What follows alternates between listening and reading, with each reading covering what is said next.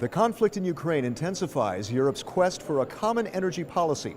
Can the EU 28 combine forces to better ensure energy security for consumers and for businesses? Hello and welcome to People First, the EPP Group's monthly program on issues with impact on people like you. Joining us to answer some of your questions is Krišjānis Kariņš. You're a member of the Industry, Research and Energy Committee here in the European Parliament and also a member of the EPP Group. Welcome.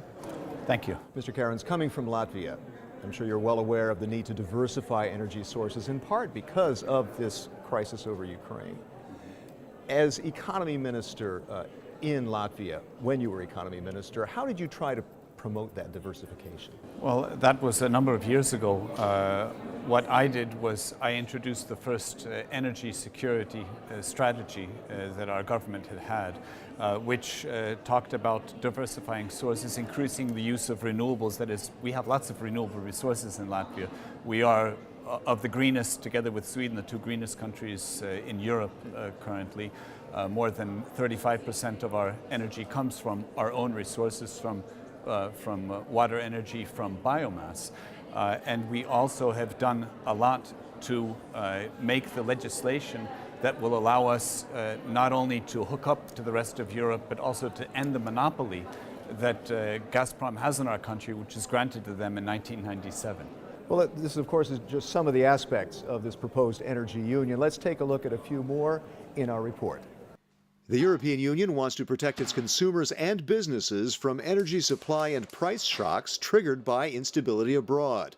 The EU is indeed vulnerable, dependent on imports for more than 50% of its energy.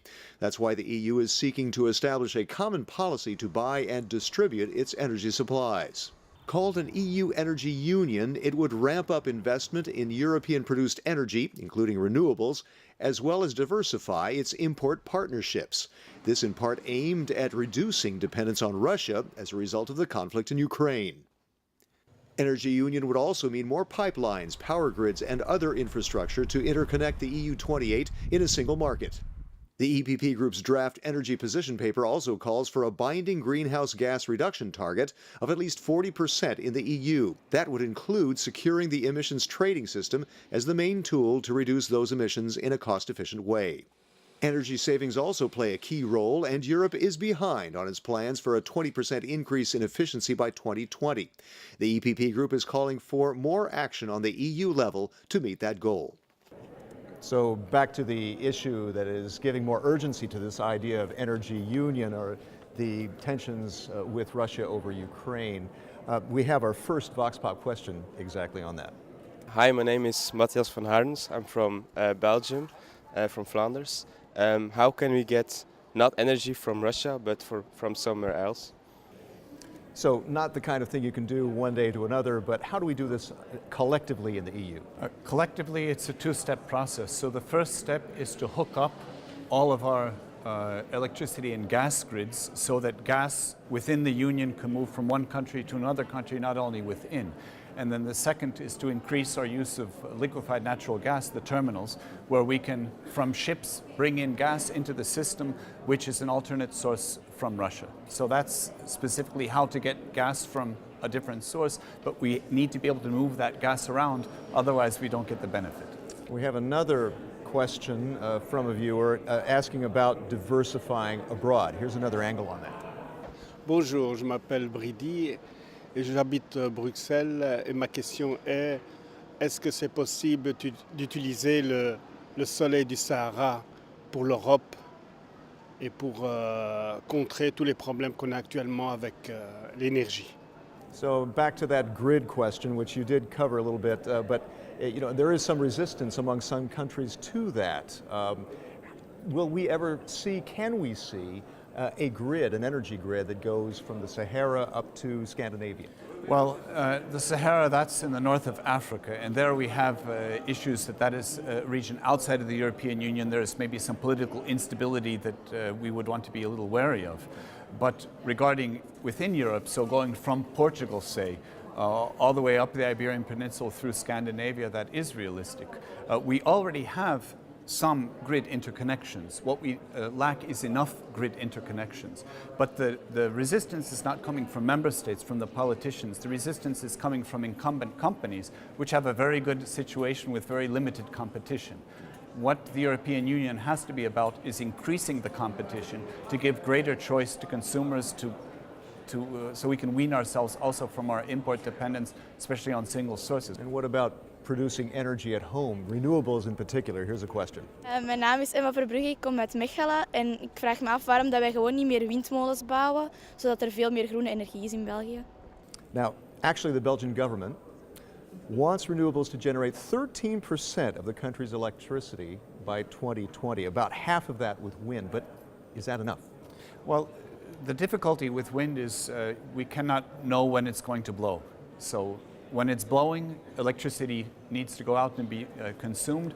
When it's not, then we need a different source of that electricity because we need the lights on all day and all night, so to speak.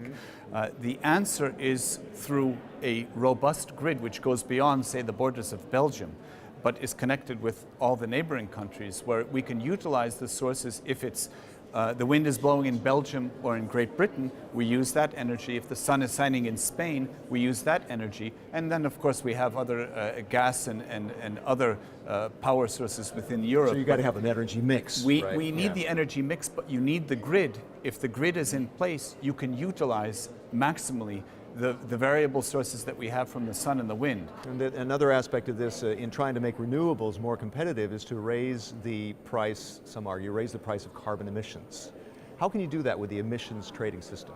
Well, it's already being attempted, that is to... But it's not working up to now. It's not, and the idea of the emissions trading system is to put a price, also a societal price, on degrading the environment to make renewables more competitive. But there's a second tool that we have, is if we could, and this is a big challenge politically, introduce a European-wide system of subsidies, or actually phase out subsidies, because also our fossil fuels and nuclear energy is subsidized. If we could get rid of these market distorting elements, renewables already would be quite competitive. And then this other angle of energy use. Are we using too much energy? And how to cut back on our energy use? Here's a question. Hi, my name is Miriam and I'm from Antwerp, and my question to you is how we can save more energy in a more cheaper way. Well, how can we help consumers on a European level to save energy, for instance, maybe helping them insulate their homes? Well, this is exactly the answer, which has been in place for a number of years, which is continuing. So the single greatest point of consumption in the European Union is households. We consume in our homes 40% of the energy consumed overall. So if we can use less energy in our household, each family, even by a little, cumulatively, that's 500 million people, those are great savings. And the first and foremost is insulation.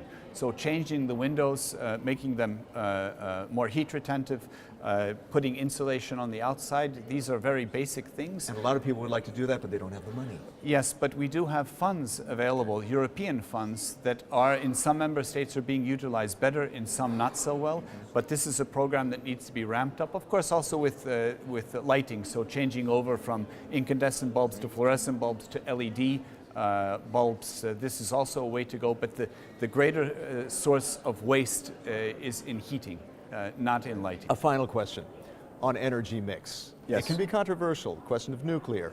In your neighboring country, Lithuania, there was a non-binding referendum that people voted nuclear power down in 2012.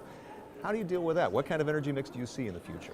Well, what I see is that in the European Union, we need to leave the energy mix up to individual member states. So regarding nuclear power, the French are very strong supporters of nuclear power. That's more than 80% of their electricity generation. The Germans are exiting. The Germans are exiting. So each member state should have the right to choose on its own. What we need to ensure is that if a member state uses nuclear power, that the maximum safety standards are adhered to. If a member state decides to go after shale gas or shale oil underneath the ground, deep underneath the ground, that the appropriate environmental precautions are all taken on board. But the energy mix needs to be up to individual member states because people have different views on this, and I don't think this is something that should be enforced from the center. Well, obviously, this road toward energy independence or the reduction of dependence on imports is a rough one, and you yourself, your job here is cut out for you to build some kind of consensus here in the European Parliament to do that. Thank you very much, Mr. Kariņš, and that's it for now on People First. Find out more about the activities of the largest political force in Parliament by checking eppgroup.eu. Until next time, thanks for watching.